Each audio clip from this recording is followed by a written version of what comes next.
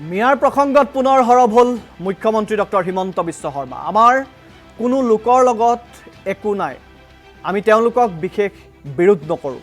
বিৰোধ কৰোঁ লাভ জেহাদ, লেণ্ড জেহাদ, বহু বিবাহক। ইয়াৰ বাহিৰে আমাক একো নাই এওঁলোকৰ সৈতে। সংখ্যালঘু এলেকাত আমি চাই ল'ম, তাত সকলোৰে মাজত আমাৰো সক্ৰিয় সদস্য আছে। মুখ্যমন্ত্ৰী মন্তব্যটো আমি শুনাব বিচাৰিছোঁ। মুখ্যমন্ত্ৰীগৰাকীয়ে মিয়াক লৈ আজি গুৰুত্বপূৰ্ণ মন্তব্য কৰিছে, সেই মন্তব্য আমি শুনাব বিচাৰিছোঁ। কথাটো কৈছোঁ যে আমি ৰাষ্ট্ৰক ভাল পোৱা মানুহৰ লগতো আমাৰ কোনো সমস্যা নাই।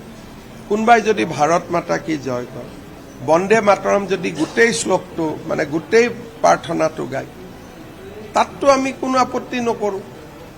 আমাৰ প্ৰব্লেমটো কি হয়, য'ত লাভ জেহাদ হয়, লেণ্ড জেহাদ হয়, ফাৰ্টিলাইজাৰ জেহাদ হয়, য'ত আমাৰ মাটি দখল কৰে, আমাৰ সমস্যাটো বেলেগ।